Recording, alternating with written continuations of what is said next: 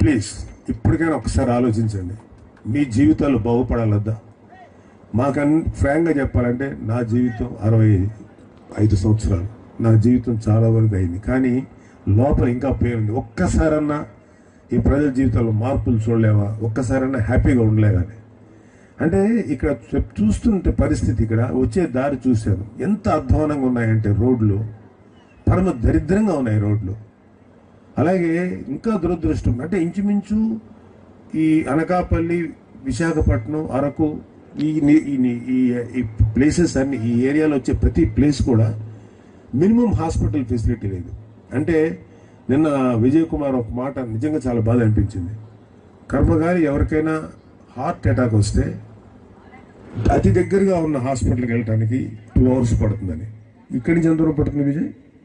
Same, ఇంకా ఎక్కువ పడుతుంది. అంటే ఒకవేళ ఎవరికైనా హార్ట్ అటాక్ వస్తే ఇమ్మీడియట్గా ఫస్ట్ ఎయిడ్ చేసి అతను బతికించేటువంటి సౌకర్యం లేదు. ఫర్ ఎగ్జాంపుల్, చిన్న ఎగ్జాంపుల్, అలాగే ఏదైనా యాక్సిడెంట్ జరిగినా, ఏది జరిగినా సరైన వైద్యం సదుపాయం లేదు. ఒక్కసారి అడుగుతున్నాను, వైసీపీ సిగ్గు తెచ్చుకోండి, సిగ్గు తెచ్చుకోవాలి. ఇప్పుడు దాకా నాకు ఇప్పుడు దాకా ప్రజలకి కనీస వైద్య సదుపాయం కల్పించినందుకు సిగ్గుపడాలి మీరు. అలాగే ఇక్కడ ఎవరో బూడి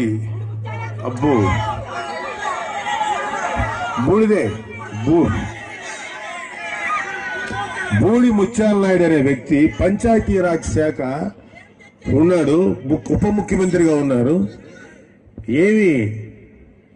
ఏం చేశారు మీరు? రోడ్లు బాగు చేశారా? ఏమీ చేయలే. అంటే మళ్ళీ వస్తారు రేపు, గుర్తుపెట్టుకోండి. రేపు వైసీపీ వాళ్ళు ఎవరైనా సరే ఓట్ల కోసం వస్తే మీరు కాలర్ పట్టుకుని అడగండి, నువ్వేం చేసావు, ఎందుకు నీకు ఓటేయాలని ప్లీజ్ ఖచ్చితంగా అడగండి. ఇలాగ అహంకారం తలకెక్కింది వైసీపీ వాళ్ళకి. ప్రతి వైసీపీ నాయకురాళ్ళు ఇంక్లూడింగ్ వాళ్ళ సీఎంతో సహా అహంకారం తలకెక్కింది. అహంకారం తలకెక్కిన వాడిని దించడానికి పీపుల్ మీరు తెలుసుకోవాలి. మీరేమి రోడ్ల మీదకి వచ్చి యుద్ధాలు చేయక్కర్లేదు, కొట్లాడక్కర్లేదు. బ్యాలెట్ పేపర్ మీద పవన్ కళ్యాణ్ లాంటి ఒక నిజాయితీ పరుడికి ఓటు గుద్దండి, లేదా జనసేన అలయన్స్ టీడీపీలకు ఓటు గుద్దండి. మీ జీవితంలో మంచి మార్పు రాకపోతే నన్ను అడగండి ప్లీజ్. ఈ ఒక్క విషయం మాత్రం మీరు బిలీవ్ చేయండి.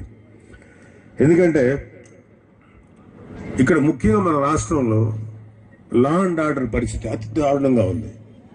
ఎంత దారుణంగా ఉందంటే, ఆ రోజు కళ్యాణ్ బాబు గారు చెప్పారు ఒకసారి, 35,000 మంది ఆడపిల్లలు మాయమైపోయారండి, మహిళలు.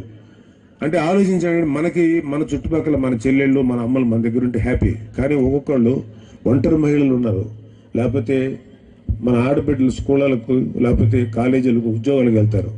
అలాంటి వాళ్ళు 35,000 మంది, తిరిగి 10,000 మంది వచ్చారు, 25,000 మంది ఆచూకీ ఇంతవరకు తెలియలేదు.